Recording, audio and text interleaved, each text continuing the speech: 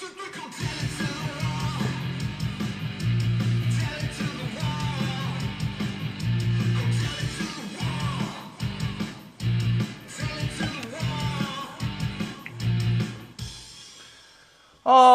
right, Wall fans, common sensors, podcast consumers, and of course, social media world. Welcome to episode 91 of Go Tell to the Wall podcast.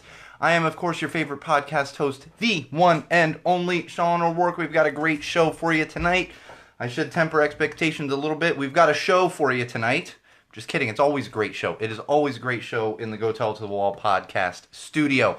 We got some things to get into. The usual topics. Going to be a little bit of ranting, as I mentioned in the teaser, if you saw that already. So let's just get into it.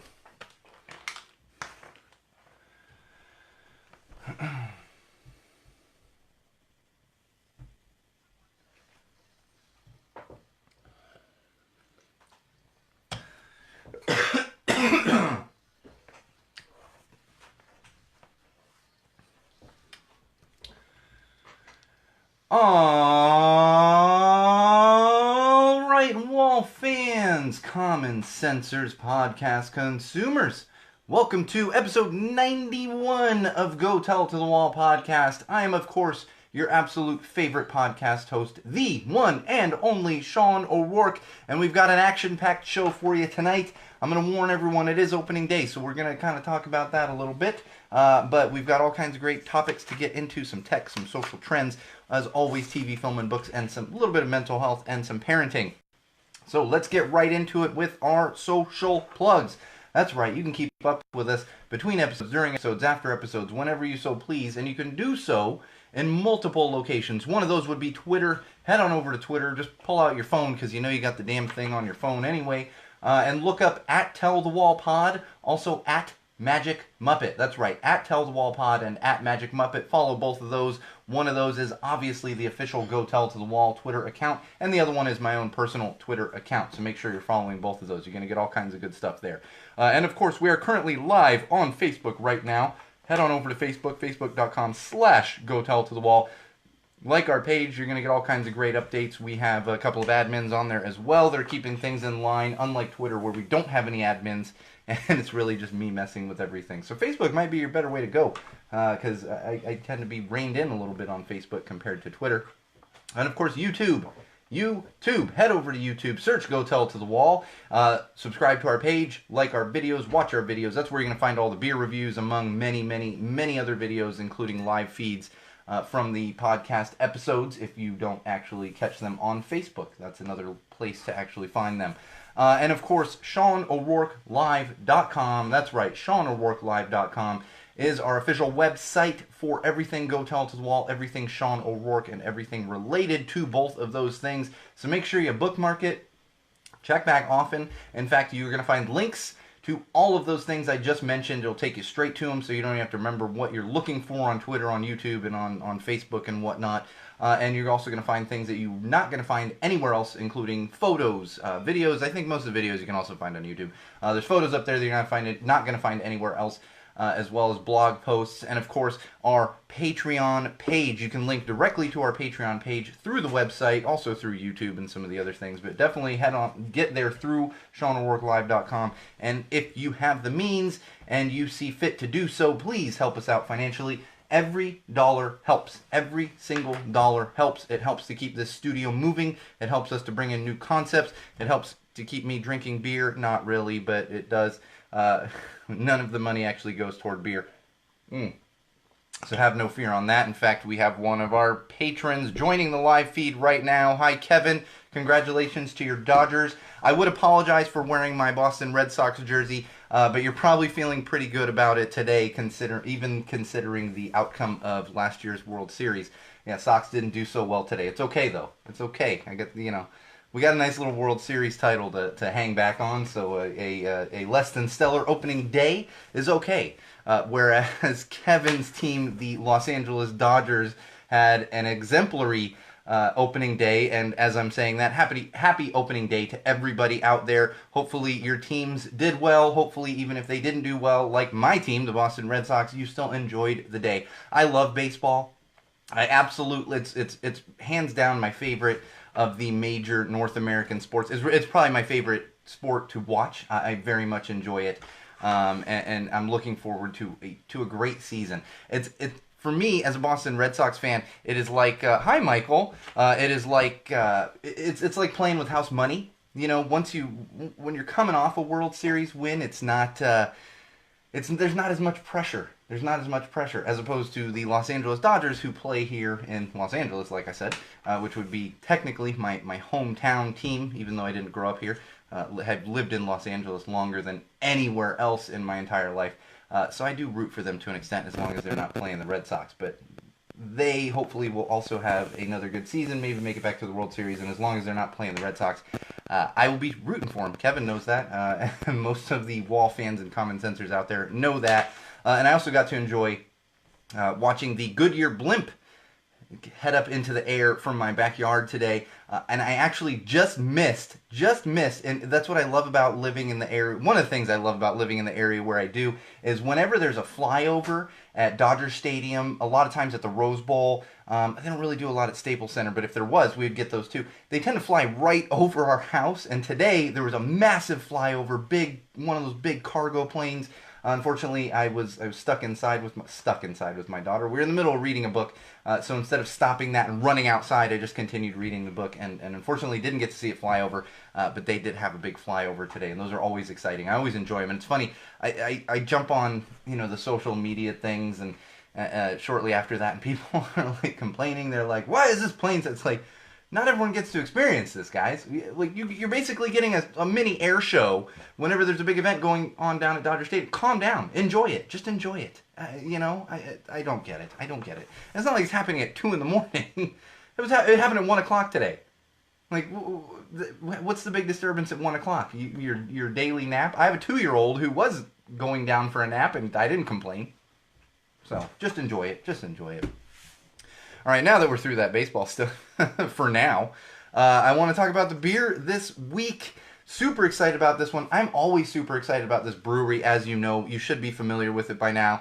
In fact, Kevin has absolutely contributed beers from this brewery to the podcast, and that would be Firestone Walker. They're right there in Central Coast, California, not far from Santa Barbara, if I remember correctly. They also make the 805. They make a lot of beers that we've had on the podcast, as well as in beer reviews that you're going to find on YouTube. And this is the Mind Haze IPA. Mind Haze IPA. Cool little can design there. Very, very colorful. And it's, of course, you can tell from the name, it's one of those somewhat hazy IPAs. This one's going to be closer to a New England IPA, I would say, as opposed to like those juicy IPAs that we're seeing flying around quite a bit.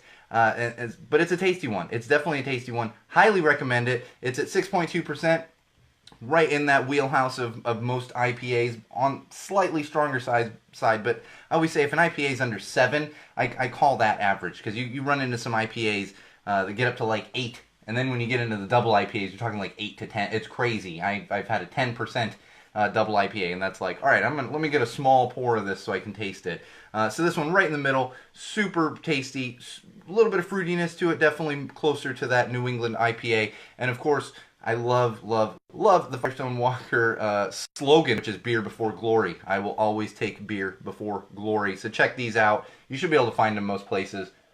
I think I found these at Vaughn's this last weekend. It was either Vaughn's or Sprouts. It was definitely not one of the like craft beer places around here. It was one of the more mainstream, supermarket places that I picked this one up, because I haven't been to one of the fancy beer stores here in a while. I just don't have time. I got a 2-year-old. I'd love to go and just like peruse beers all the time, which I do on occasion. It's just been a while since I've been actually able to do that. Oh man. All right, let's get into some social trends. Oh boy, this is gonna be it's gonna be an up and down segment here, Wall fans, common sensors, because there's some stupidity, there's some good stuff, more stupidity, and then more stupidity, and some funny stuff. All right. First one up that I found this week. It's actually been kind of going on for a little while. It just wasn't brought to my attention until recently, and I think it's just not as popular as some of the other challenges out there can be. And this is the hashtag microwave challenge. Hashtag microwave challenge. I don't know if you guys have seen this one yet. It has been around for a little while. I just found it this week.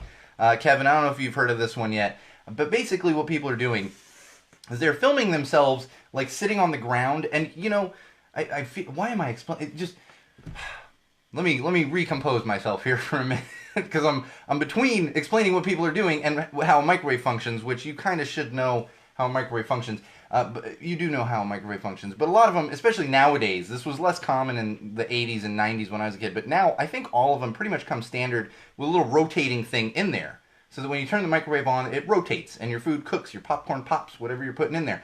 And so what people did with this hashtag microwave challenge is they're making themselves like turn smoothly in a circle. Smoothly in a circle. Hi, Chris. Glad you're on. Freaking Red Sox, huh? Not a great day, but luckily we have 161 more games to get into it. Chris and I commiserate very often on Boston sports. It's been a very happy year, so we can't complain.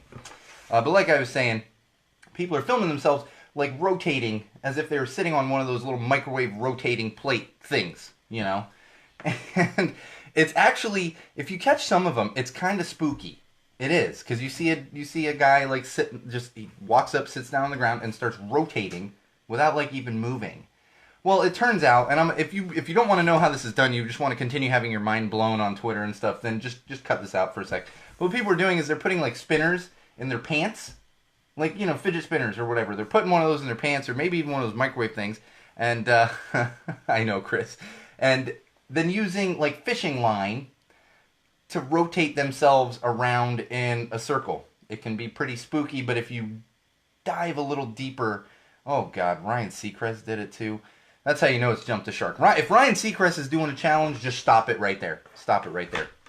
But of course, that's what people are doing. It is a little spooky, but if you dive a little deeper in there, you're going to see that you can actually see the fishing line on some of these. So that's the secret here with the microwave challenge. And what do I have to say to that? Just another waste of time. It's another waste of time. Stop. Everybody calm down. People are doing these like coordinated. It's just, find something better to do.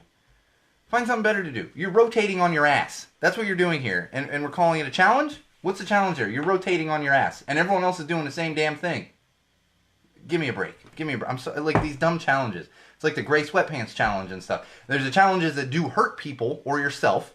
Those are just out the window immediately. And it's like, stop that immediately. These, it's just dumb. And it's like, if you really want to do this, fine. But like, get a life. Find something better to do. And then, of course, there's the better challenges like the litter challenge or whatever that one was we were talking about a couple weeks ago, which is still like lame. You don't need to film yourself doing something nice just to prove you did it. You should just be doing that anyway, but at least you're doing something good, not hurting anyone, and it's really not, it's hard to say it's a dumb thing when people are picking up trash that has been left on the side of the road. All right, moving on. I'm going to get into more of this, but I want to point this out in the social section here because I encourage everyone to go to, like, do your research on this topic, read some articles, but also go and see what people are saying because I was very confused on this one. And it's hashtag surviving Cardi B. Cardi B. Yeah, I was super confused because I've heard this name Cardi B. I didn't really know who the heck she was. I didn't. I guess she's a rapper or a singer or something. She's in the music industry somehow. I always hear the name. I'm into crappy punk rock. I'm not into like this. I never know who these people are. But there's a reason it's trending on the social platforms. Some of it can be kind of funny. So I encourage you to check this one out. Make sure you get a little background on it, which we are going to get into once we get into TV, film, and books. But I wanted to point that out in the social media section because it is a trending hashtag right now, and there's some funny ones. This is not a funny topic, but there are some funny ones, and we're going to get into the double standard that is hashtag surviving Cardi B once we get into TV, film, and books, like I said. All right, moving along. Hey, Andrew. Moving along, Andrew, have you gotten your hands on this Mind Haze IPA just yet? Got my cousin Andrew on here, who is a beer expert. He is also a beer sommelier. There's a term for it. I'm clearly not fancy enough to remember that term off the top of my head, but I'm curious if you've had that one, the Mind Haze IPA, Firestone Walker. This, and there's another one. I'm not into this hashtag. It is opening day, and that's why this one's trending on social platforms right now. It's hashtag chop on. Hashtag chop on. And if you go on Twitter and you actually search this one, this is one of the hashtags that actually has a little emoji at the end. Has a little tomahawk emoji. Now, for those of you not familiar with baseball, I'm going to explain this one to you. The baseball team in Atlanta, they're the Atlanta Braves. Not the best team name, but you can kind of get past it being insensitive because they have removed a lot of like the insensitive imagery as compared to the Cleveland baseball team, which is just completely insensitive. But they do have an insensitivity that has just lingered and it's been there. And what they do is they do this tomahawk chop. It's really good, Andrew. I'm enjoying it. It's super enjoyable. And that's probably the word. And see, I can't even pronounce what a beer sommelier is. Cicerone? Yeah. I'm like, it's way too fancy for me. I'm not a fancy person. That's the thing. So I never know like the terms on these. People like to talk to me about IBUs and stuff. And I get a lot of feedback on the YouTube channel. I'm like, dude, I don't know. And it's not like, I enjoy it and respect it. I don't understand it. It goes over my head. But this chop on that they're doing is, they have this racist chant where they're doing a tomahawk chop and there is a whole chant that they do with it and it's terrible. So of course Atlanta Braves fans have been using this chop on hashtag all day because it's opening day.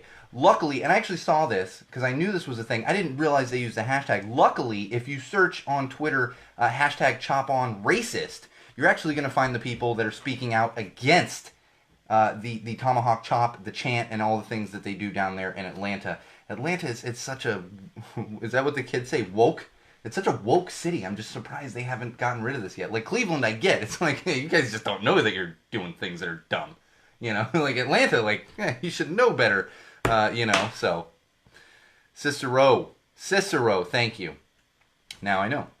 And so if you see this hashtag, definitely point out how it's racist, but also just educate yourself, because we need to eliminate this stuff from. I love baseball, but the Cleveland baseball team needs to change their team name, as well as the Atlanta Braves need to get rid of this terrible chant that they do.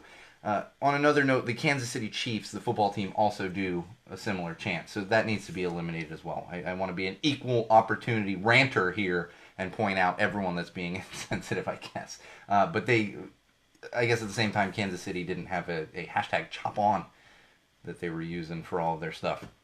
All right, this one I enjoyed. Hashtag I will walk an extra mile for.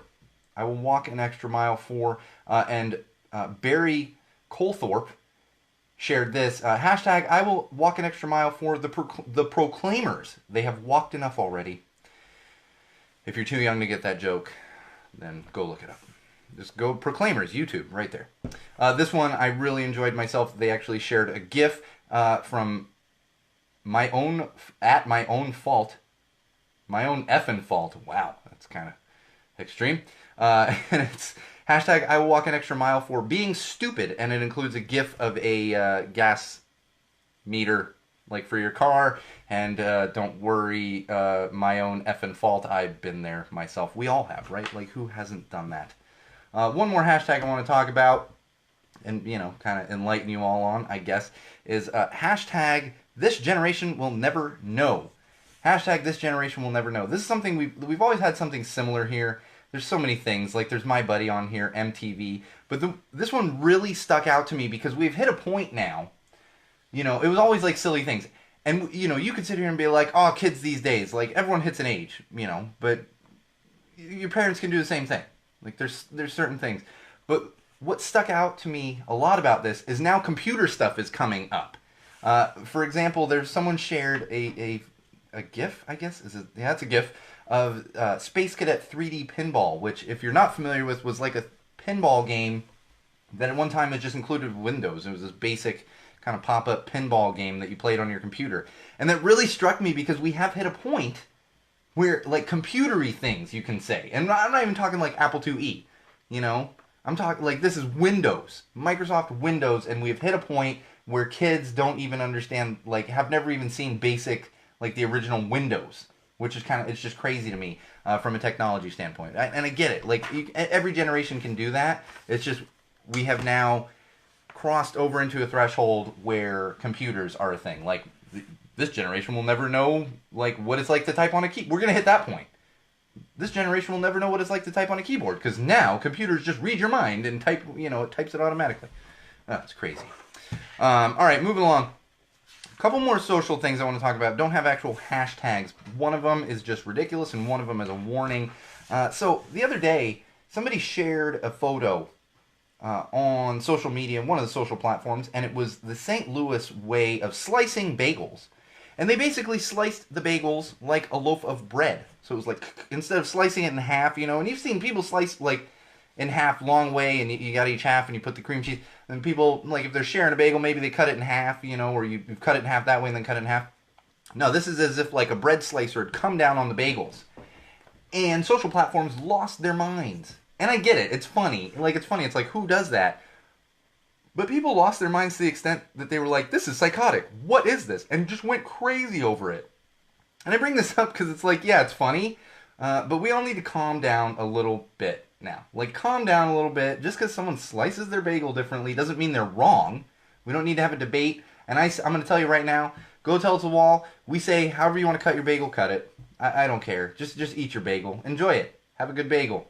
I'm also not one of those bagel snobs, and not because I don't like bagels. This is another thing. It's just I'm just not educated enough. My wife is a bit of a bagel snob. I have a good friend who's from New York, clearly, and he knows the whole process regarding making the bagels the right way. And I'm always like, I don't know.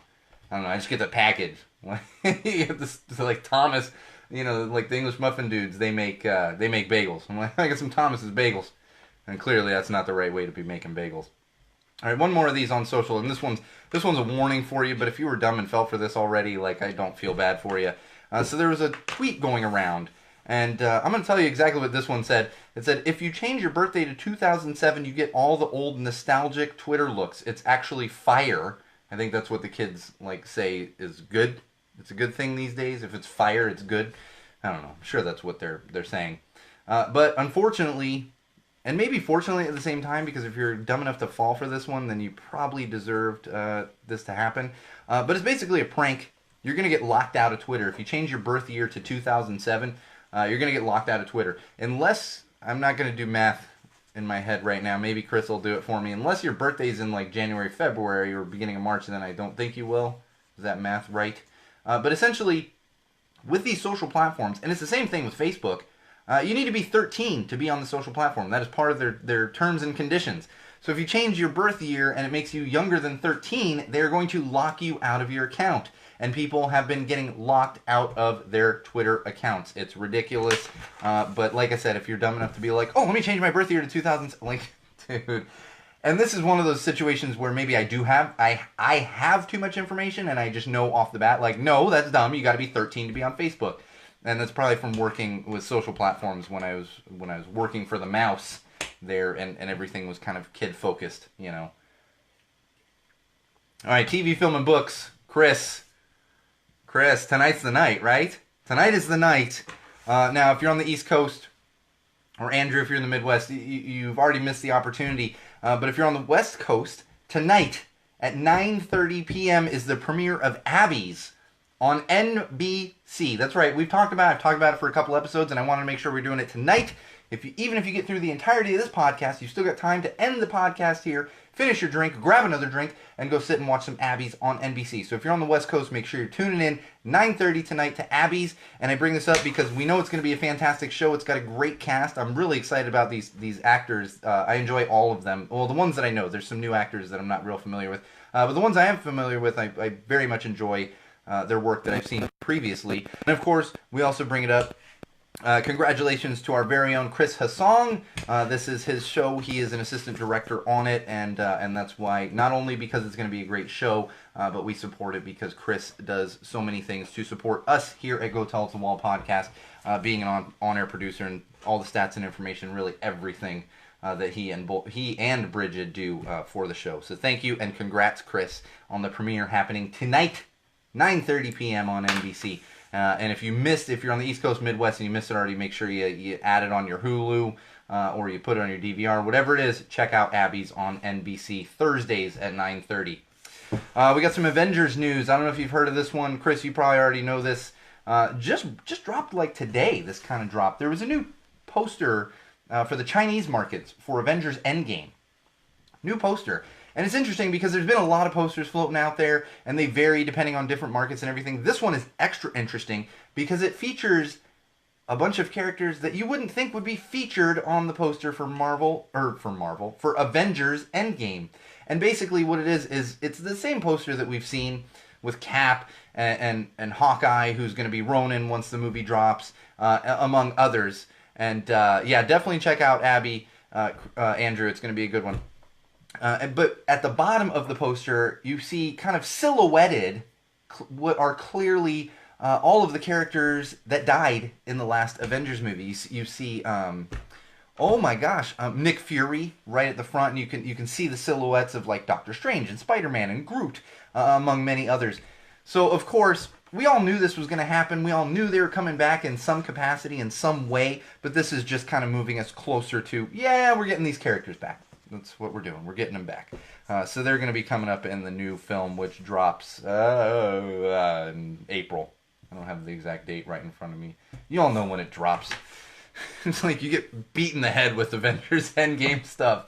Like, I mean, I kind of seek it out to an extent, but I feel like even if I wasn't seeking it out, it would just be popping up. Oh, Avengers Endgame, Avengers Endgame, Avengers Endgame. Between breaking news and social platforms, it's just kind of a little bit of all of it. All right. Oh, man. I'm excited about this one, but I'm a little apprehensive because of what I'm about to tell you. Fantastic Show Season 2 is going to be premiering on Sunday. That show is Barry. Barry. If you're not familiar with this one, it's an HBO show starring Bill Hader. Also includes Henry Winkler, among some other actors you would probably recognize from other projects and whatnot. If you haven't seen it, get your hands on it. The first season's fantastic. It's a dark comedy. I'm not going to go through a whole synopsis or anything. Dark comedy, just watch it. Just check it out. I'm a little bit apprehensive about it because I was reading an interview earlier with one of the showrunners, and they did point out that it's going to be darker than Season 1. So keep that in mind if you were familiar with Season 1. It's still going to be a comedy, still a dark comedy, but it's going to be a little bit darker than the first season was. Man, like, I feel like I'm talking a mile a minute, and we're already halfway through the show. What happened today? All right, a little more TV, film, and books. Sophie Turner. Sophie Turner. We love Sophie Turner, not just because of Game of Thrones, but she is a big champion for mental illness and mental health awareness. So we love her here at Go Tell It to the Wall podcast. But she's been in the news again recently, this week, in fact. She did an interview, recently did an interview, where she was talking about love and finding the right person and marriage and everything else. And for those of you not familiar, she's actually engaged to Joe Jonas, who is the middle brother of the Jonas Brothers. Very, very nice guy. I know him personally, worked with him quite a bit years ago when I was at Disney. Great guy.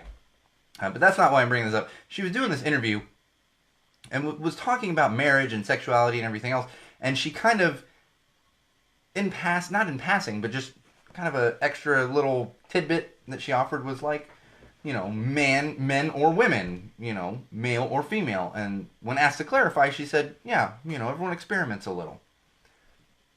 Meaning she experimented with women. She's a woman. And here's the thing, is the internet went and ran with it. And people were tweeting, and they were like, yes, Sophie Turner's gay now. She is gay. Chalk another one up for the gay team. Like, I'm not even kidding you. I saw a tweet that said that. Chalk one up for the gay team. And it was like, okay, like I'm all for it. I'm all for gay rights and same-sex marriage and everything else. The reason I bring this up is you're pressing a little too much. You're pressing a little too much as far as what you can conceptualize as someone's sexuality and what you're just thrusting upon them. Just because she was experimenting doesn't make her gay. It doesn't make her bisexual necessarily. In fact, it can be more insulting to people who are homosexual or bisexual because you're diminishing actually being that way. You know what I mean? Think about that. So everyone needs to calm down on this and not just jump on it, because nobody has the right to label someone else's sexuality. Nobody does. You cannot label someone's sexuality. That's not your right to do. That's not your right to do. It's not. If Sophie Turner was gay, she would come out and say she was gay. That's how it is. You can't thrust that on someone. And maybe she is. But it's not our place to make that decision for her. Maybe she is bisexual. It's not our place to make that decision for her. And like I said, it can be insulting to people who actually are. All right, Cardi B. Oh, man. Cardi B. It's still don't really I think she's a singer or rapper or something. She reminds me, there's another one that I feel like I can't keep track of all these musicians, and maybe she's great. I don't mean to be insulting toward her music or her fans or anything. It's just, I'm not familiar with her. I'm not familiar with her. And what happened was an interview came to light from years ago. I believe it was like an Instagram interview or something weird like that, from 3 years ago, where and apparently she at one time was a stripper. Nothing wrong with that. Nothing wrong with that. You're a stripper, cool. Dude, that's what you want to do. That's what you do. While she was a stripper, she admitted to drugging and robbing men. She would entice men back to a hotel room, drug them, and rob them. This is what she would do. She admitted to it. And in fact, she came out, since the video had become public and picked up more steam, and said, yeah, that's a legit video. I did. She confirmed it was real. And what's happening right now is there's a big debate over whether it's right or wrong. You can find people on social platforms right now debating whether it's right or wrong. Spoiler alert, wall fans, common sensors, podcast consumers. It's wrong. It's wrong. And on top of that, we can't have a double standard. We can't have a double standard. In fact, in my eyes and in my mind, she is just as bad as Bill Cosby. Just as bad as Bill Cosby. And you can say, oh, well, she was broke and she was doing what she had to do to get by. So does that mean if a homeless person runs up into your house, drugs you, and steals all your stuff, it's okay because they were homeless and they have less than you? Think about that. That's what people defending Cardi B are saying. That's what they're saying. I don't care that she was broke. I don't. And what's happening here is, unfortunately, she has support from a ridiculous amount of fans, and she's not getting enough heat over this, which she should. She absolutely should. Bottom line, she drugged and robbed men that she brought back to a hotel room. That's it. So as far as I'm concerned, maybe she's a rapper or a singer or something else. She's a thief to me. She is a thief. She is an abusive thief. What's the word? Assaulter? That's not a word. Assaulter. She's guilty of assault, and she's a thief. That's the bottom line there. That is the bottom line. All right, I've got just a touch of mental health this week. I didn't have a ton of stuff, but I wanted to talk about this because it happened to come up in my feed recently, and it's clinical depression and kind of the definition. And I'm only bringing it up because, as you know, Go Tell It to the Wall podcast, Go Tell It to the Wall, the entire entity, as well as myself, SeanO'RourkeLive.com, and everyone that works with us are big proponents of mental health awareness, mental illness awareness, and removing that stigma around mental illness. So I bring this up because this article popped up talking about clinical depression and kind of the difference between just depression and clinical depression. Not to minimize how debilitating depression itself can be. It's just that a lot of people don't understand the difference between depression and clinical depression. And I'm going to give you a direct quote from here. This is according to Daniel K. Hall-Flavin, MD, who's a doctor, obviously. Flavin or Flavin, I apologies to you, doctor, for not having your name right. Not that he's ever going to actually listen to this. Maybe. I don't know. And I'll tell you just the first paragraph here. Depression ranges in seriousness from mild, temporary episodes of sadness to severe, persistent depression. Clinical depression is the more severe form of depression, also known as major depression or major depressive disorder. It isn't the same as depression caused by a loss, such as the death of a loved one, or a medical condition such as a thyroid disorder. I don't want to get into details on thyroid. If you want more information on that, maybe we'll get into it another time, but definitely Google it. Kind of understand the connection with thyroid there. To diagnose clinical depression, many doctors use the symptom criteria for major depressive disorder, and this is in the Diagnostic and Statistic Manual of Mental Disorders, published by the American Psychiatric Association. And signs of clinical depression may include feelings of sadness, tearfulness, emptiness, or hopelessness, angry outbursts, irritability, or frustration, even over small matters. This is definitely something I'm guilty of quite a bit. Loss of interest or pleasure in most or all normal activities, such as sex, hobbies, or sports. Sleep disturbances, including insomnia or sleeping too much. Tiredness and lack of energy. Reduced appetite and weight loss. Definitely something I have problems with when I'm in a depressive episode. I know it's hard to believe. I put on weight quite easily. Anxiety, agitation, or restlessness, slowed thinking, speaking, or body movements, feelings of worthlessness or guilt, trouble fixating on past failures or self-blame. I do this on a nightly basis. It's horrible. That is a horrible thing. I fixate on everything, replay everything in my mind. I totally get that one. Trouble thinking, concentrating, making decisions, and remembering things. Frequent or recurrent thoughts of death, suicidal thoughts, suicide attempts, or suicide. I have never been suicidal personally, but I have always had a problem. My anxiety focuses quite a bit on the inevitability of death. Unexplained physical problems such as back pain or headaches. And those are just a few things. If you're suffering from those, it doesn't necessarily mean you have clinical depression. If you don't suffer from any of those, it doesn't necessarily mean you don't have clinical depression. Well, I bring this up to just kind of have an understanding of the differences.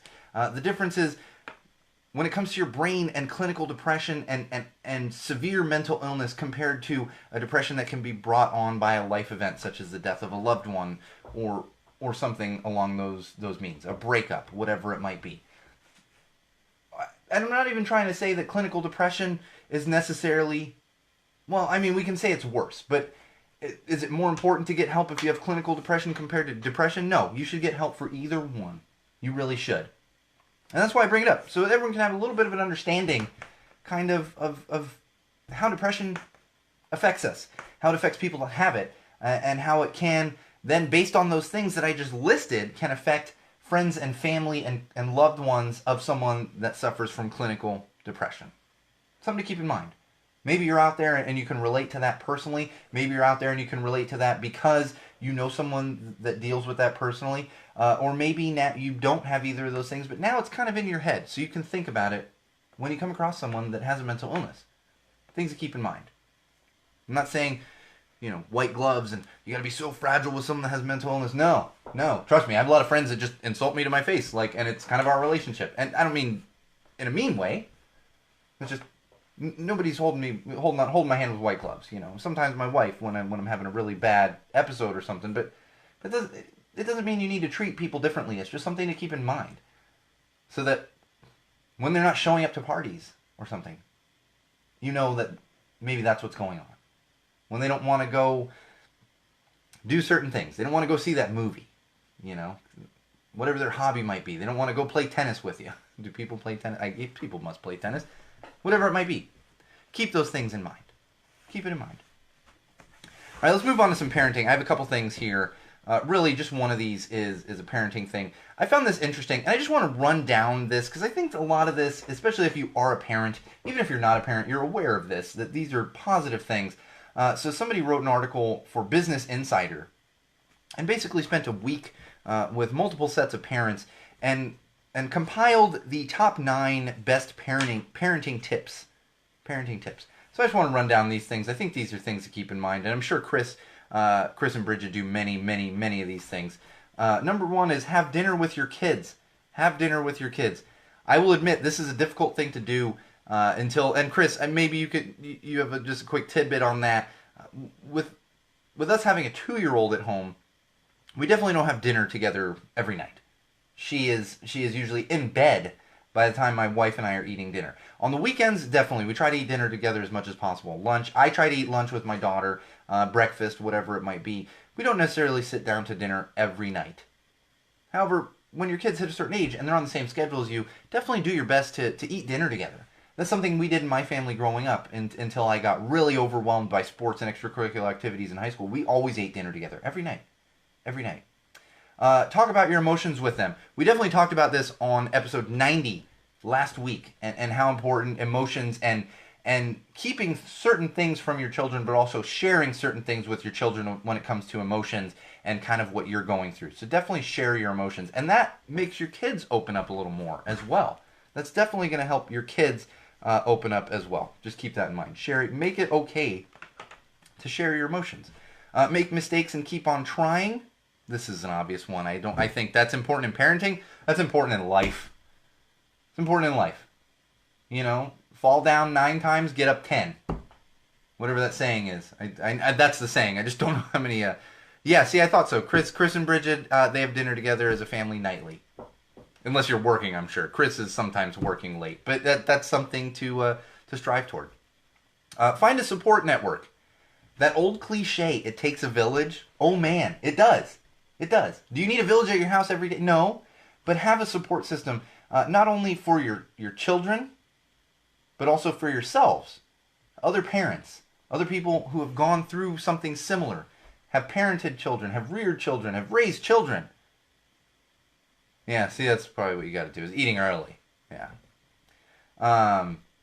That's something to keep in mind as well, because it does take a village. We have many friends. We have a very good network of friends who are parents and even aren't parents yet. It takes a village. Take time for yourself. Definitely take time for yourself, because you got to kind of reset. I've talked about that on the podcast many times. I've got to reset quite a bit, not just from my kid, but just from life. You know, take a few minutes for yourself. Meditate for a few minutes. Let your kids take risks. This one's debatable. I get it. You do want to let them take risks to an extent. You also don't want to be going to the hospital every 5 minutes. I get it. Figure out what makes your child feel loved and prioritize that. Absolutely. Not only what makes them feel loved, but just what they enjoy. Prioritize those things. Do what feels right for your child. I remember our first pediatrician, when my daughter was born, we were in an open house for it. And I remember him saying to this group of soon-to-be parents, you know, he said, you know your kids better than anyone else. You're going to know your kid. You can try to guess things, you know, and there's obvious things if they're sick or, you know, throwing up, and yeah. But you know your kid, and therefore if something's wrong with them, then you're going to know. You're going to be the first to know that. One more of those would be salute your ghost ship. I don't even know what this means, so we're just going to leave that one alone. I don't know why I didn't see that one at the end. Salute your ghost ship. Yeah, I don't know what that means. But I think those are all good, just quick tips to keep in mind. There's no way to really prioritize them. They're just things to keep in mind. And I think those are kind of all common sense things for the most part. And maybe you're not going to be perfect at all of them.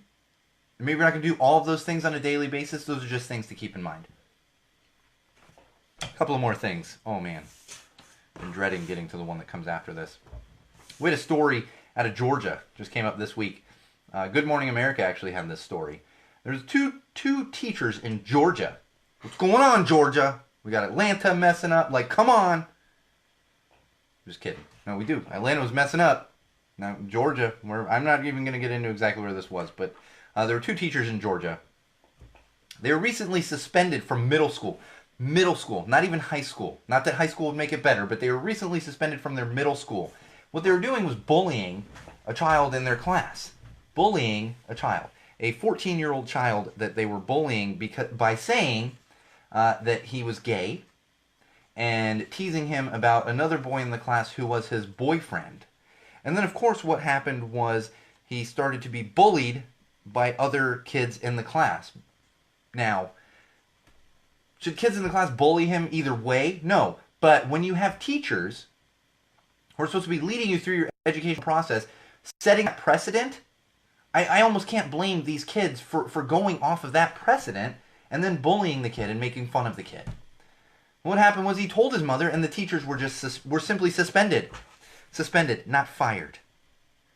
As far as I'm concerned, they should 100% be fired. They should never, ever, ever, ever, ever again be allowed to educate children, because that's disgusting. Disgusting. They bullied a 14-year-old child. Not only were they adults bullying a 14-year-old child, they were teachers bullying a 14-year-old child. You are supposed to be there helping these children, making them feel safe, and you're bullying them. And it's disgusting. Seriously, do better, Georgia. Do better. Fix a stupid, insensitive chant that you guys do there in Atlanta, and do better with your teachers, because this is disgusting. And we're failing our children. We really are. We're failing our children here. That's the only thing I can say about that. And in fact, we're continuing to fail our children with this next story. Have you guys heard of this one? Chris, did you see this one? Man. Oh, come on. Reload here for me. I don't even necessarily need this here. There was an open letter sent out by a mother from Notre Dame who has 4 sons. 4 sons. In fact, I want to look. I had the exact quote here. Yeah, I had the exact quote. Let me see if I can get to it. Yeah, I don't necessarily have it right in front of me. But basically, she wrote this open letter talking about how women need to change how they dress, specifically pertaining to leggings. Leggings. She said that, went on to say that that her sons, mother of four sons, have constantly been tempted by flaunting women flaunting their sexuality by wearing leggings. This has been too tempting for her four sons. They cannot function properly with women wearing leggings. That's what she was pointing out. And she was imploring women everywhere to stop wearing leggings so that her sons would not be tempted. This is the kind of world we live in now, Wall fans, common sensors. And in fact, to this mother, I would say, do I also have to stop wearing leggings? Because I own multiple pairs of leggings. I got them in gold, silver, blue, burgundy, pink. I feel like I definitely have those 5. I think I got another pair. I can't think of the color. Got my own leggings. I don't wear them out in public a bunch, but I have my own leggings. I'm a burner. Most burners have leggings. Chris, you got any leggings? I don't think Chris has any leggings. It's just not his steez. Not his style. But just because you can't teach your sons, young men, what it is to respect women, you're going to blame women for that? And on the other side of it, everybody wears leggings. Like, come on. Like I said, I own leggings. Age doesn't matter. My daughter wears leggings like every day now. Because she's all about, yeah, I didn't think so, Chris. She's all about dresses and skirts right now. And so, yeah. And so she's all about, like, putting on, it's been kind of cold, and so it's leggings underneath the skirt or the dress, to keep her warm enough. So does my 2-year-old have to stop wearing leggings?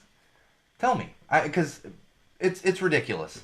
It's ridiculous that this is the world we live in. And like I said, we're failing our children. We absolutely are. It's your responsibility as a mother to teach your sons to respect women. That's the bottom line.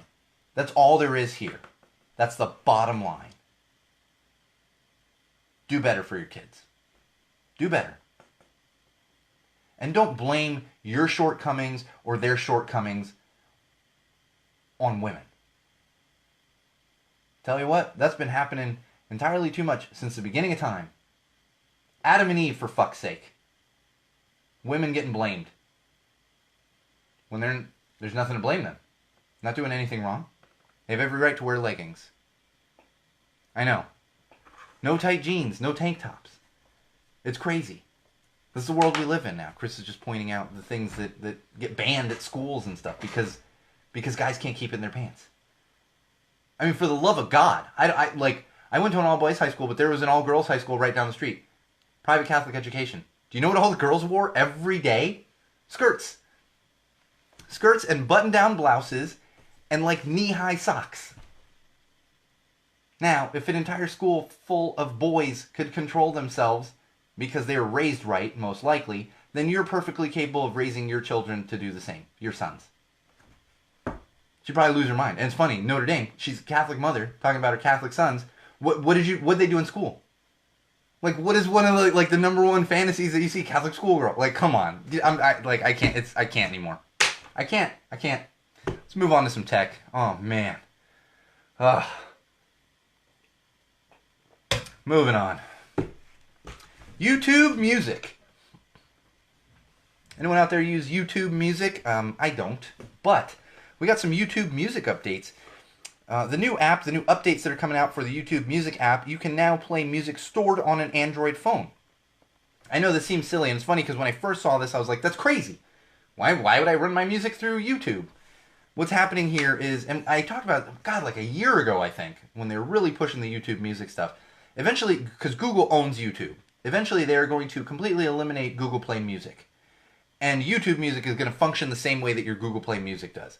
Now, there was certain thresholds that they had to hit that Google was requiring YouTube Music to comply to, really not requiring, they're the same company, but trying to get that app up to snuff, for lack of a better word. And one of them was being able to play music that is stored locally on an Android phone. So this is really the first step. The other things are going to be like, so if you're out there and you have Google Play Music, like I do, I run all my music through Google Play Music. It's just the easiest way to do because I'm an Android user. It's all in the cloud. All my music's up in the cloud. Like, oh my God, 40,000, like something crazy. Not 40,000, 14,000, like a crazy amount of music. It's all up there. And so one of the other things, if you do use Google Play Music, it's all going to port over to YouTube Music. So don't worry too much about that. This is just the first step. Eventually, it's all going to be moved to YouTube Music, so keep an eye out for that. But if you want to try it out and you're an Android user, definitely try out YouTube Music, see how it works with the music that's actually already on your phone. Moving along here, Canon. Canon just announced a new camera. They've got 2 new instant cameras. Instant cameras, like Polaroid cameras. For those of you that are like, instant camera? What's that Polaroid camera? These new cameras actually store the digital photos, but also will print 2x3 photos right there, right as you're taking the photo, well, right after you take the photo. And it stores up to 10 sheets of this special paper that they put in there. And the cameras are called the Ivy Click and the Ivy Click Plus. Both of those. So check them out if you're interested. And I have no reason to get this. I don't have an inane need to print my photos on demand. I know Android. The Polaroid cameras kind of made a big comeback there a little while ago, and everyone's like, "Oh, Polaroid camera," and it's cool. I get it, but I'm like, I don't need to have a Polaroid. I don't. You know, they come in handy for like parties and stuff. But what happens then is you just use a photo app and you set up a computer and you have a photo booth, and then everyone can just print there. Like I've got photos that, like, there's some photos there from a photo booth. There's some photos over there. Like they're all over the place. And nothing against this. Just I won't be buying one of these, but check them out if you're interested. The other cool thing is it's going to be somewhat high-res digital, and there's small cameras. So that might be a place where it comes in handy. Or burners out there. It might be a good place that it comes in handy. Because I don't bring my nice DSLR out to the burn. I have a cheap point-and-shoot. Not cheap, but I think it's a Canon point-and-shoot that goes out to the playa. All right, moving along. We got some news from Microsoft. Good on you, Microsoft, this year. Good on you. They have sent out an internal memo banning April Fool's Day pranks within Microsoft. Banning them. Banning any public-facing April Fool's Day pranks or even sharing April Fool's Day pranks on April Fool's Day, which is going to be, what is that? Monday, April 1st. Monday, April Fool's Day. I'm so happy about this, and that's why I say good on you, Microsoft. I hate April Fool's Day. The memo actually pointed out to the negative effects that can come from April Fool's Day. All these companies think it's funny, and all these people think it's funny. It ends up being more negative than positive. I'm 100% positive of that. 100% certain that it is more negative than anything else. And I hate them. I can't stand April Fool's Day. I can't. I don't even go on the computer. No, Wall fans, common sensors, no work is getting done on Monday because I won't even get online. I won't, because it's just, all it is it's an annoyance. You ever heard that the story of the boy who cried wolf? That's what's funny too. God forbid you actually, like, something actually does happen and you need to put it out on April Fool's Day, because no one's going to believe you. That's the precedent that we've set in this country. It's disgusting. Oh, Facebook. Sometimes Facebook does good things, and this would be one of them. They've actually announced they have banned white nationalism and white separatism from their site. Now it's going to be treated the same way as white supremacy posts. So if someone tries to make a post about white nationalism or white separatism, they will be redirected to a non-profit that helps people leave hate groups. Good on you, Facebook. Like I said, sometimes they do good things. The majority of the time it's dumb. Not saying they do bad things, they just do dumb things, and this would be a good thing that they've done. Apple News. Oh, Apple News. This announcement came out Monday. I teased it last week. Apple had one of their events on Monday. We got new AirPods, and Apple streaming is coming at some point. Well, one of those things is Apple News. They revamped Apple News, and what happened was this morning, it kept crashing for the majority of users. And all I got to say to that is, it's kind of simple. Stop rolling stuff out before it's ready. Like, you have a bunch of freaking beta testers too, app developers and stuff too. Stop rolling stuff out before it's ready. All of you, not just Apple. Every company. Everybody. I don't even roll stuff out before it's ready. I don't. And if I can do that, then these giant companies can do it too. Do better. Twitter. Twitter just unveiled a lights out mode. This is a night mode or dark mode or whatever. It was introduced to save battery life. All I have to say to that is, seriously, if your phone is dying, just put it down. Just put it down. You don't need Twitter that badly. And in fact, I'm going to talk about the freaking Cardinals in a minute. You're going to enjoy this one, Chris. I don't know if you might have read this story already, but you're going to enjoy this one if you haven't. And we'll talk about that in a minute here. One more piece of tech news. Samsung has a fairly new device out. That's right. It's called the Fire Vase. The Fire Vase. And you're like, the Fire Vase doesn't shoot fire. It's the other thing you were thinking of. It's actually a fire extinguishing flower vase. The Fire Vase. It has an outer chamber that is filled with potassium carbonate, which helps to put out fire. And then the inside can be filled with water and flowers placed in it. And I'm actually looking at a quick little video demonstration here. So what happens is if there's a fire in your home, you pick up the vase, you throw it at the fire like a fire extinguishing grenade, and then it puts out the fire theoretically, which I'm sure it does. Unless if your whole house is on fire, don't waste throwing the vase at it. But if you got like a grease fire or something, boom, you throw the vase at it. It was really geared toward South Korea. They have a law in South Korea where you must have a fire extinguisher in every residence in South Korea. So it's really geared toward South Korea, but I thought it was super cool. I'm interested to kind of... I kind of want to get one and test it. Not in a dangerous way, but and it's probably way too expensive to be testing, but super cool. And it was just one of Samsung's offshoot companies that's under Samsung that created this and have been marketing it primarily in South Korea, which is... I know. I want one too, Chris. Maybe we'll do like a go tell it to the wall testing thing here and see how it works. You know? That's why we need everyone to get onto Patreon and help us out so we can buy a fire extinguishing vase and we'll shoot a video. We'll shoot it in my backyard. I got a massive backyard here. We're not going to light anything important on fire, but we'll light a fire back there. Trust me, I'm a professional. I'm a professional fire safety with fire spinning conclaves. Chris knows how to spin fire, as does Bridget, as does my wife. So maybe we'll get some fire going back there, and we'll try out one of these fire extinguishing vases. Maybe a couple of them, because if it works real well, I'm gonna be like, oh, now I want one for my house, and I'm not gonna use it. I'm just gonna be ready for it. Although with my luck, my 2-year-old knock it over one day and be like, oh, there's like $100 down the drain. Didn't put out anything. It's just potassium carbonate all over my hardwood floors. Oh, cool, great.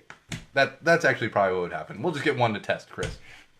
Oh. All right, let's move on to some common sense. This is one I alluded to a little bit there when I was talking about Twitter and their lights out mode, their dark mode. Oh, man. Arizona Cardinals, they have a new coach named Cliff Kingsbury, who I believe is younger than me.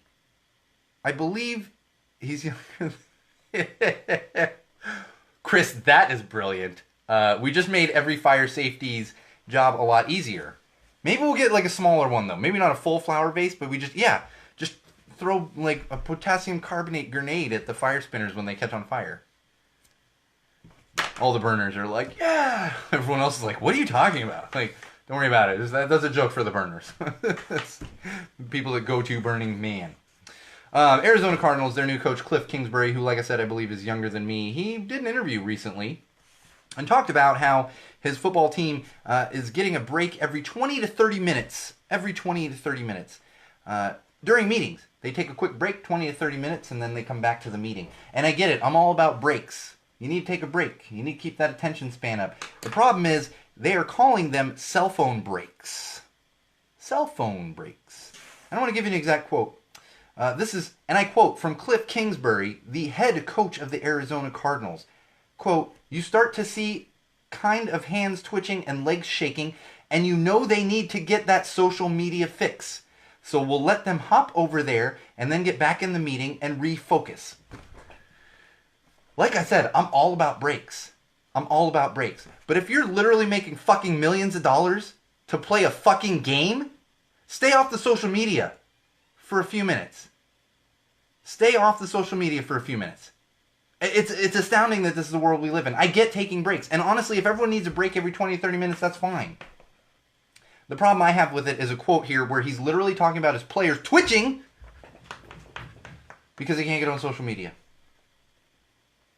You know how long it takes to play a football game on Sundays? 3 to 4 hours. What do they do during that time? Maybe train them a little bit to be able to not be on social media for more than 20 minutes. I'm all for it. But it's disgusting. And I can't, this is the world we live in now, and I just can't do it anymore. I can't do it anymore. What makes me even more angry than that is this guy that walked into a taco shop recently in Anaheim. If you're not familiar with Anaheim, it is, that's an area near Orange County, which is actually also happens to be where Disneyland is, where the Los Angeles Angels of Anaheim play. I still call them the Anaheim Angels, but using their proper name. Also happens to be a very, very Latin area. There's a very large Latin population around there, primarily Mexican, but just Latin in general. And what happened was this guy walked into a taco shop, well-known taco shop there in Anaheim, saw there was a sign that had something in Spanish. He then started to complain to the people that were working there, threw a complete fit and tirade, yelling at people, saying he was going to call immigration and that you only speak English in America. You should never speak Spanish in America. None of that's exact quote, but that's essentially what he's saying. And here's the thing. I feel like I've mentioned this before, but Wall fans, common sensors, Chris, you know, this needs to be a hard and fast rule. If you're going to be a racist, if you're going to threaten to call immigration on people who you have no reason to call immigration on, and if you're going to be upset about a certain language when you're going into a restaurant from a country where they speak that language, you're not allowed to eat tacos anymore. You're not. If you have a problem with people speaking Spanish, you have a problem with reading a sign in Spanish, you're not allowed to eat tacos anymore. Period. That's a hard and fast rule. So this racist white asshole from Anaheim, oh God, he was wearing a Marines shirt too. See, disgusting. Like, disgusting. Probably, this dude was probably never in the military. Probably never in the military. Wearing a Marine shirt. You're not allowed to have tacos anymore. If you're going to be racist and hate people just because they were born somewhere different, or they're a different color, or they speak a different language, you're not allowed to eat tacos anymore. You're not allowed to eat pizza anymore. You're not allowed to eat pasta anymore. You're not allowed, I'm trying to think, there's plenty of things out there. You're not allowed to eat any of that anymore. You're cut off from it. You can have hamburgers and french fries. I do love some hamburgers and french fries. No more tacos for you. Let's be honest, tacos are basically God's gift to all of us because they are fantastic. I grew up on tacos. Southern California boy. Oh, tacos and bread. Oh. What you do is you go to San Diego and you get a little mix of it. You get yourself a California burrito. It's basically a carne asada burrito, but they throw some fries in there too. That's where it's at. But this dude down in Anaheim, you're not allowed to have them. I don't care if it's called a California burrito. You're not allowed to have it. Still burrito. Still Mexican food. You can't have it. Disney, we got some news. I got a couple more things, and then we're going to wrap it up for this week. Disney just announced that they are banning smoking at all parks as of May 1st. I totally get it. It is a kid's park. People used to ask me, like, they're smoking at Disneyland? I'd be like, yeah. But I got to say, it's no longer the happiest place on earth.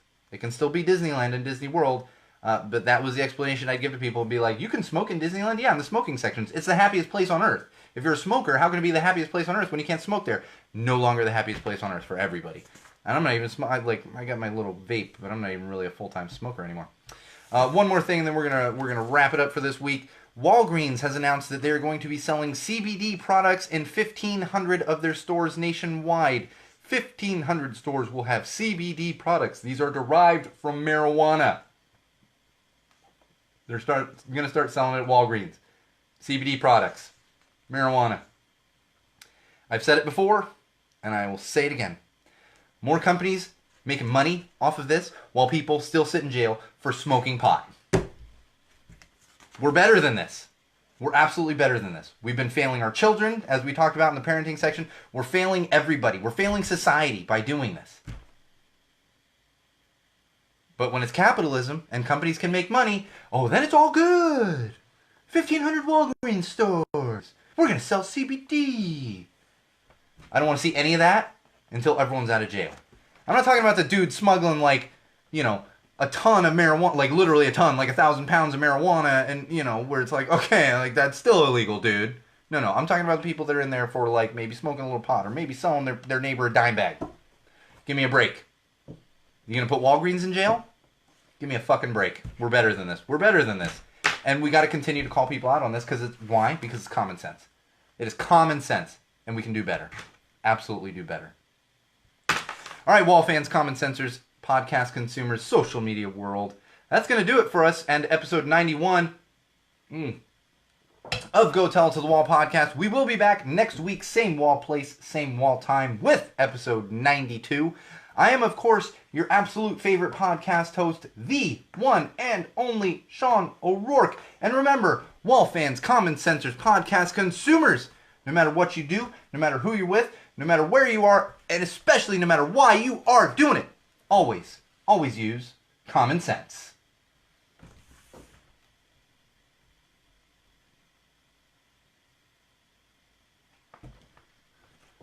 I gotta give extra time on there now. I've been having, not editing problems because I don't really edit anything, but it's been cutting off with the podcast host that we use. It like gets cut off slightly each time. So if you listen, if you are subscribed, you might notice that some of the other ones, because what's happening is as it's moving from here to it loses a little bit when it gets to the podcast host Podomatic, and then it loses a little more when it disseminates out to everything else. So we've been trying to fix that kind of before we actually get everything uploaded. So that's why I'm sitting there for a minute, like, just kind of watching those extra couple seconds. Thank you very much, Chris, for joining in as always. And look at that, still time to go watch Abby's. All of you out there, if you're still on the live feed, make sure you're watching Abby's tonight at 9:30. If you didn't catch it, Thursdays on NBC at 9:30. Congrats again, Chris. I know it's going to be a fantastic show, and I think you're going to get a big run out of this one, similar to, that other show that you worked on for quite a while there. So, looking forward to that. Really hoping for it, and I know you're going to get a good show out of this. I think it's going to be fantastic. Like I said, we will be back next week. Same wall place, same wall time. I've got something in my eye. So make sure you tune in. Make sure you're subscribing. Follow us on Twitter at Tell the Wall Pod and at Magic Muppet. Of course, we're on Facebook right now. You know where to find us. And SeanO'RourkeLive.com. And we'll see you next week. Remember, wall fans, common sensors, podcast consumers, social media world, if you got any complaints, go tell them to a wall.